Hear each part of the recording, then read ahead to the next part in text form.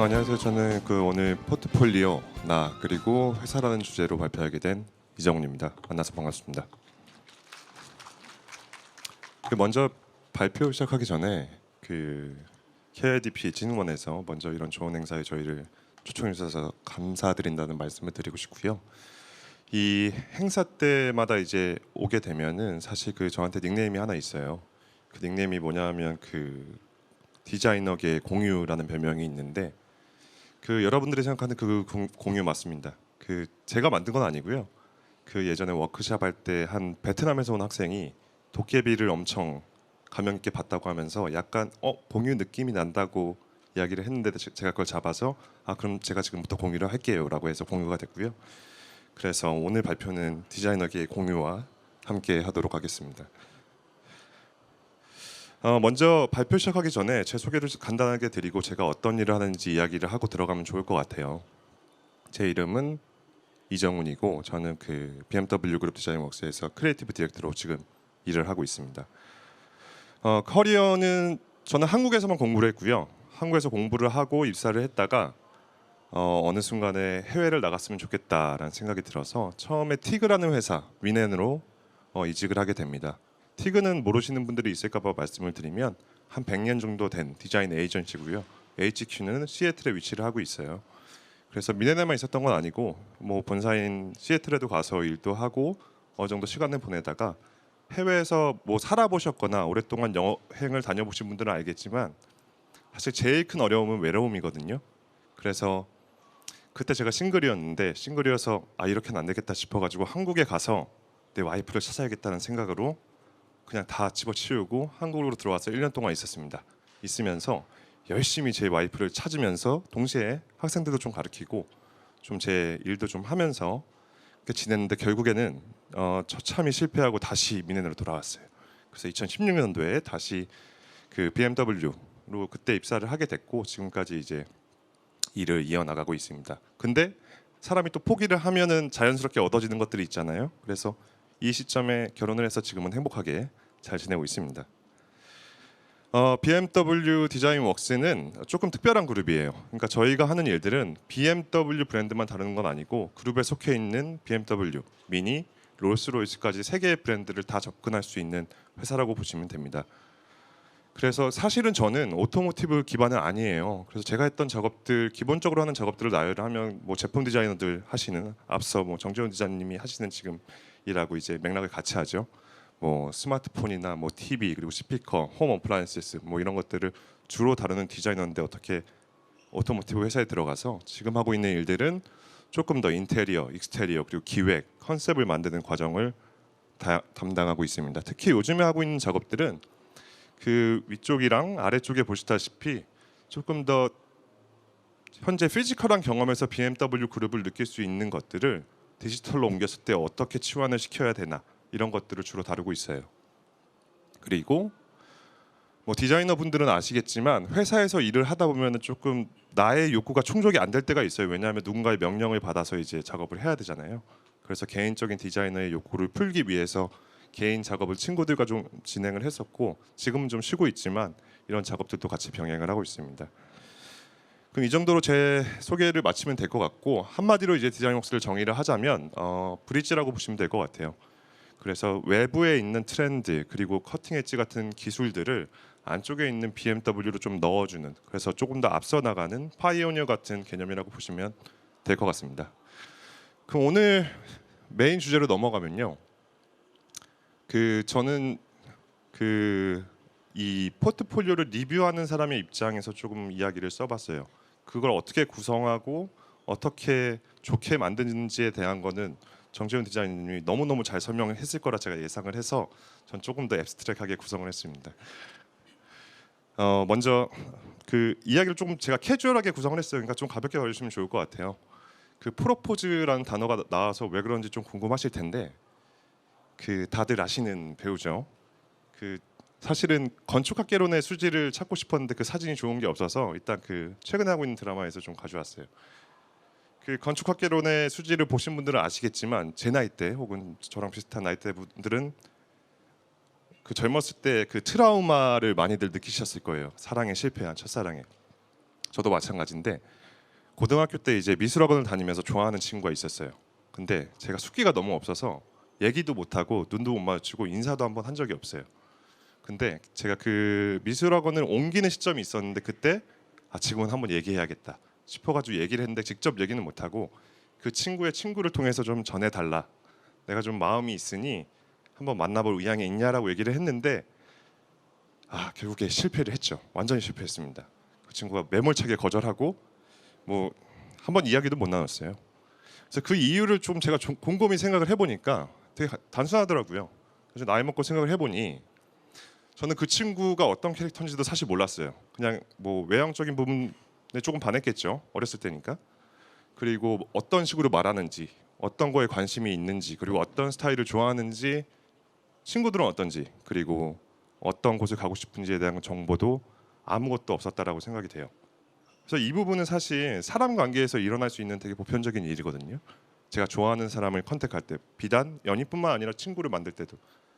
근데 이것들이 돌아보면 그 회사를 찾을 때도 적용이 돼야 된다라고 생각이 돼요.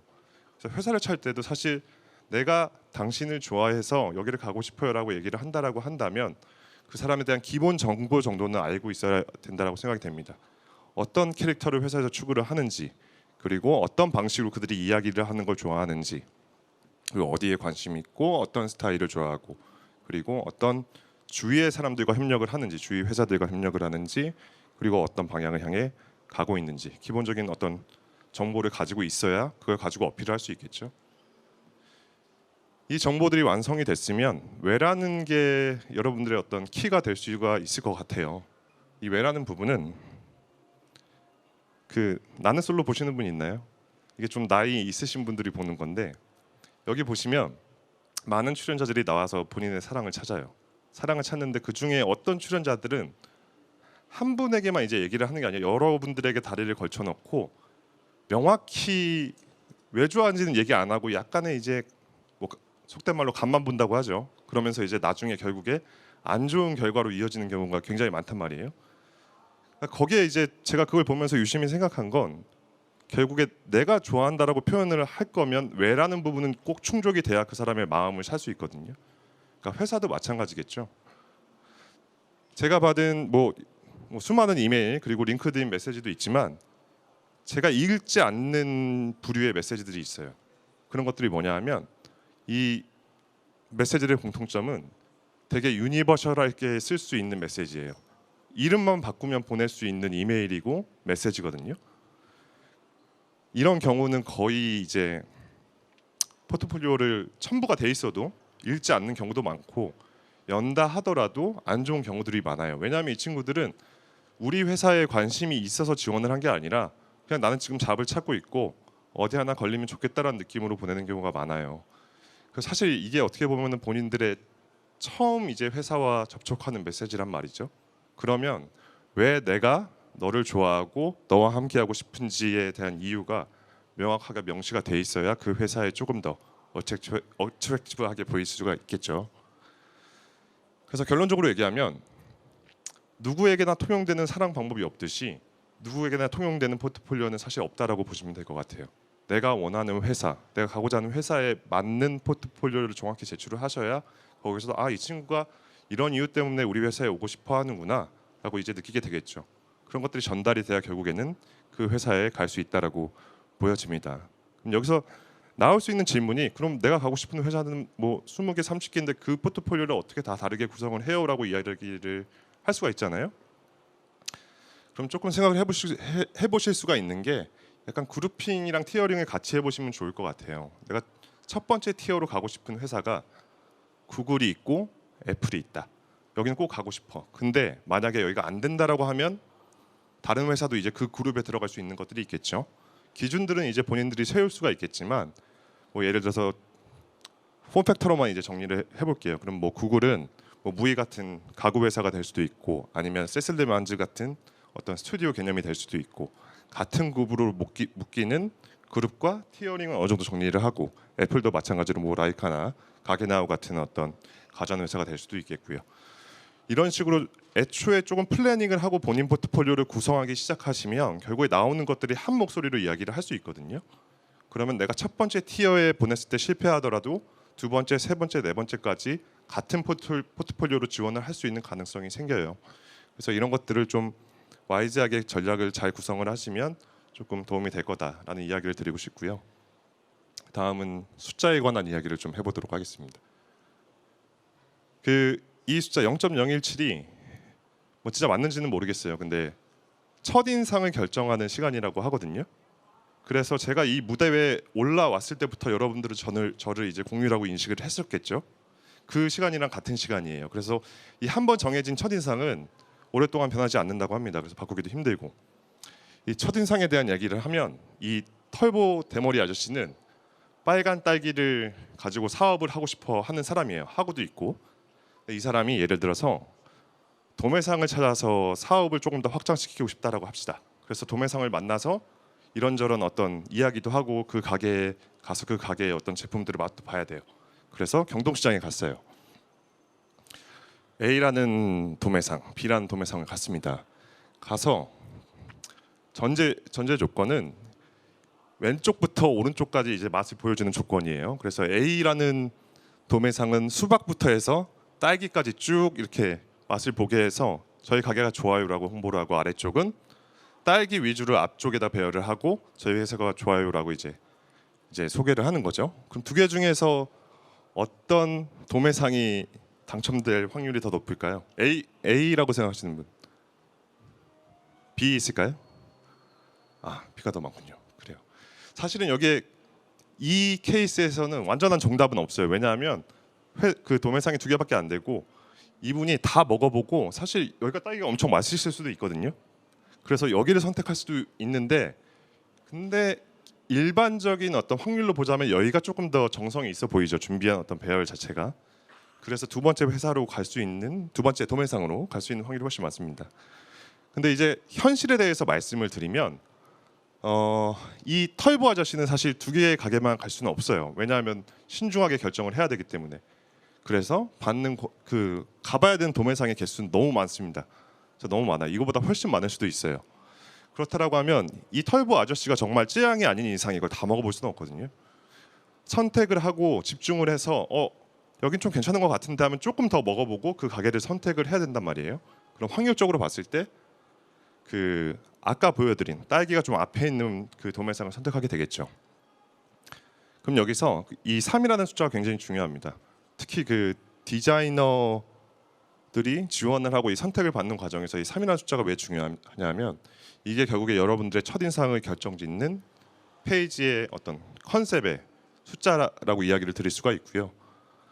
전반적인 프로세스는 뭐 회사마다 조금씩 다르겠지만 일반적으로는 포트폴리오를 보내고 이걸 리뷰를 하고 그 다음에 온라인 인터뷰를 한 다음에 온사이트 인터뷰하고 그 다음에 컨택트 사인, 그 다음에 회사에 들어가게 되겠죠. 결국에 첫인상 자체가 포트폴리오가 되는 건데 거기서 세 개의 컨셉은 어느 정도 그쪽에 맞춰줘서 보여주는 것이 성공할 확률이 훨씬 높아요. 왜냐하면 그 사람들은 시간이 없거든요. 이 과일을 다 맛볼 시간이 없어요. 그래서 최소한 내 과일을 다 맛보게 하려면 이 사람이 내 포트폴리오에 머물 수 있는 시간을 만들어줘야 되는데 그게 최소한의 숫자가 3개입니다.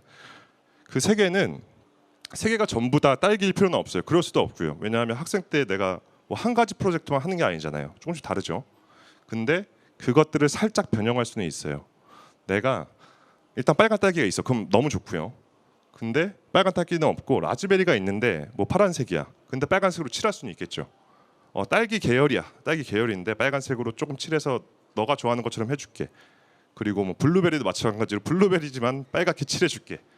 그러면 이 친구가 우리를 좋아하고 여기를 오고 싶어 하는구나. 좀 더 봐야겠다. 그러면 다 먹을 확률이 올라간다라는 말씀을 드리고 싶습니다. 그리고 이 다음은 그 약간 아트와 디자인의 차이에 대해 좀 이야기를 드리고 싶어요. 그 악동 뮤지션을 제가 굉장히 좋아하는데 뭐 다 아시죠? 다 아시죠? 그래서 설명 안 해도 될 것 같은데 이 찬혁 씨가 꽤 됐죠. 그 GD병에 걸려가지고 굉장히 고생을 했어요. 그래서 흑역사도 많이 남겼고 여러 가지 슬픈 사진들도 많이 남겼는데 그럼에도 불구하고 굉장히 천재적인 소질을 가지고 있어요. 근데 이제 음악을 비교했을 때 악동 뮤지션이 하는 음악과 찬혁 씨 혼자 하는 음악을 이제 비교해 봤을 때 조금 더 악동 뮤지션은 대중성이 있고 찬혁 씨가 하는 그 음악은 조금 더 아티스트 쪽이 좀 가깝죠. 그래서 이런 약간 아티스트병, 요거는 음악하는 분들에게만 나타나는 게 아니라 디자이너 하는 친구들에게도 많이 나타나요. 저도 사실 한번 걸렸고 그래서 많은 고생을 했는데 지금은 떨쳐냈습니다. 그래서 근본적으로 이제 아트와 디자인의 차이에 대해서 조금 설명을 드리고 싶은데 뭐 많이들 아실 거예요. 그러니까 아트는 사실 예전부터 생각을 해보면 굉장히 소수 특권층이 느끼던 어떤 누리던 그런 전유물이었죠. 이제 이것들을 확장시키고 대중들에게 이제 보여주고 싶어서 만든 게 디자인이에요. 이제 대량 생산을 해서 여러분들이 좋은 경험을 많이 느껴보세요라고 이제 만들게 된 게 이제 디자인이죠. 그 기본적인 어떤 원리는. 그래서 이 두 가지를 다른 말로 표현하면 아트는 조금 더 자기 중심적이에요. 나는 이렇게 대단하고 나는 괜찮은 사람이야. 나를 봐줘. 나를 믿어줘. 라는 이제 어떤 표현 방식이고 서브젝티브한 어떤 디자인의 방식은 이제 너희들이 뭘 원하는지 난 듣고 싶어. 그래서 너희들이 원하는 걸 제공해 줄게. 이걸 써줘. 라고 이제 얘기하는 거죠. 이게 어떻게 보면 굉장히 전통적인 디자인의 방식인데 사실 현대에 와서는 이것들이 조금 무너지기 시작해요. 왜냐하면 저희가 그 뭐 예전만큼 그렇게 힘들게 사는 시대가 아니잖아요. 사람들도 이 어느 정도 부가 축적이 됐고 디자인임에도 불구하고 아트의 영역을 넘나들고 아트임에도 불구하고 디자인 쪽으로 넘어오는 이런 현상들이 이제 계속 일어나거든요. 그 포트폴리오에서 보면 그래서 어느 한쪽으로 치우치는 포트폴리오는 사실 좋다라고 볼 수는 없어요. 이 사이에서 어느 정도 줄다리기를 해야 되는데 그 사이에서 내가 밸런스를 어떻게 잡느냐를 마지막에 보시면 좋을 것 같아요. 그 밸런스를 잡는 기준은 내 자신보다는 그 회사가 추구하는 방향에 맞추시는 게 좋아요. 예를 들면 크게 봤을 때 오토모티브 회사들은 이 중간점을 기준으로 했을 때 이쪽으로 조금 더 치우치는 경향이 있습니다. 조금 더 감성으로 사고 이야기들을 조금 더 셀프 익스프레시브하게 조금 더 이야기를 진행하는 어떤 방식들이 있고 뭐 구글이나 IT 기업, 뭐 삼성이나 이런 쪽들은 조금 더 냉정하게 이성적으로 컨슈머들의 원하는 어떤 그런 부분도 충족하는 그런 이야기들이 훨씬 더 많이 있어요. 그래서 이 사이에서 한쪽으로만 치우치지 않되 어느 정도는 그 회사가 추구하는 방향으로 중심축을 맞춰서 포트폴리오를 구성하시는 게 굉장히 중요합니다. 그리고 마지막으로 드리고 싶은 말씀은 이건 약간 조금 굉장히 현실적인 얘기라서 냉담하게 들리실 수도 있는데요. 여기 스피커 두 개가 있어요. 왼쪽 거랑 오른쪽 거는 이제 색깔만 다르죠. 색깔만 다르고 둘 다 스피커고 둘 다 같은 가격이에요. 제일 크게 다른 점은 오른쪽에는 AI 보이스 어시스턴스가 들어갔다라는 점이거든요. 그럼 이 두 개 중에 사실 뭐 이걸 산다고 하시는 분들도 있을 거예요. 근데 뭐 많은 분들이 사실은 이걸 사겠죠. 기능이 확실한 게 하나 더 들어가 있으니까 색만 다르다라고 하면. 그러니까 이 부분은 이 숫자와 연결해서 이야기를 드릴 수가 있을 것 같아요. 이 17만이라는 숫자가 뭐냐면 이건 실제로 저희가 쓰고 있는 걸 가져온 건데 저희가 주니어 디자이너를 한 명 뽑으면 1시간당 소비해야 되는 금액이에요.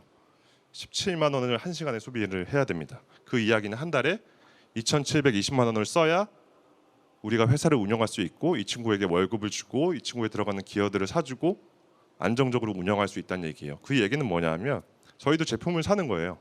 아까 보여드린 스피커를 사는 거고 그 스피커를 사는 와중에 어떤 게 더 뛰어난 스피커지라고 선택을 해야 되는 시점이란 말이죠. 그럼 결국에 그 회사를 들어오는 사람들은 지출이 고정적으로 발생하기 때문에 거기에 대해서 우리가 물건을 사는 어떤 과정과 크게 다르지 않다라고 보시면 될 것 같아요. 그래서 포트폴리오를 구성할 때 관점을 조금 다르게 보시면 내가 한 것들을 모아서 보여준다라는 개념이 아니라 이 포트폴리오가 나를 파는 어떤 팜플렛이다라고 생각을 하시면 조금 더 구성을 다르게 하실 수가 있거든요. 그러면 내가 가지고 있는 가장 큰 장점, 뭐 아이디면 아이디의 장점이 있고 UX면 UX의 장점이 있고 뭐 패션 하시는 분들은 패션 하시는 분들의 다른 장점이 있겠죠. 같은 선상에 있는 스피커와 비교를 했을 때 내가 가질 수 있는 AI 보이스 어시스턴스의 기능은 무엇인가를 하나 정도 추가를 해서 그걸 강력하게 어필을 해주시면 그쪽에서 여러분들을 구매할 수 있는 이유가 충분히 될 거라고 생각이 됩니다. 그래서 오늘 말씀드리는 부분은 어떻게 본인이 이제 가고자 하는 회사를 이해를 해야 되는지 그리고 어떻게 설득을 해야 되는지 그리고 어떻게 배열을 해야 되는지, 그리고 어떻게 밸런싱을 해야 되고 어떻게 본인을 팔아야 되는지에 대한 이야기들을 전반적으로 했고요. 이 이야기에서 사실 가장 중요한 거는 양적인 부분이에요. 결국 이 양적인 부분이 충족이 안 되면 앞에 있는 5가지 중에 한 가지도 사실 할 수 없거든요. 내가 학생 혹은 주니어 때 혹은 시니어도 마찬가지고 양적인 부분이 어느 정도 충족이 되어야 그 다음에 이제 옮길 수 있는 회사 혹은 새로 들어가는 회사에 유연하게 구성을 해서 지원을 할 수 있고 거기에 이제 확률을 높일 수가 있겠죠. 그래서 학생분들이 여기 조금 더 포션이 많은 것 같은데, 학생분들에게 조금 이야기를 드리면 학교에서만 하는 수업으로는 사실은 많이 힘든 게 사실이에요. 기본적으로 학교 안에서 만들어지는 포트폴리오가 졸업하는 학생들을 보면 그 기조가 굉장히 비슷하거든요. 프로젝트 그 성격도 비슷하고 나오는 성향도 비슷하고, 그래서 그걸로는 경쟁력이 조금 많이 없다라고 말씀을 드리고, 그래서 약간의 외부 활동은 하시는 게 본인의 어떤 그 다음 스텝으로 넘어가는데 좋은 도움이 될 거라고 말씀을 드리고 싶습니다. 그래서 사실 진흥원에서 하는 KDM 혹은 삼성 디자인 멤버십이나 아니면 예전에 LG에서는 지니어스도 있었죠. 뭐 지금은 있는지는 모르겠어요. 근데 그런 외부 활동을 하면서 본인이 가지고 있는 밴드위스를 조금 넓혀 가시는 부분을 생각해 보시면 좋을 것 같아요. 그래서 마지막으로 여러분들이 좋아하시는 그 회사에 프로포즈 하시고, 그다음에 그들에게 이제 얼마나 본인이 사랑하는지 표현을 하시고, 그다음에 마지막으로 그리고 여러분들이 왜 뛰어나고 왜 나은지에 대해서 명확히 설명하신다면 여러분들도 여러분들이 원하는 아주 아름다운 수지와 사랑을 할 수 있을 거라 생각을 합니다. 그럼 이상 발표 마치도록 하겠습니다. 감사합니다.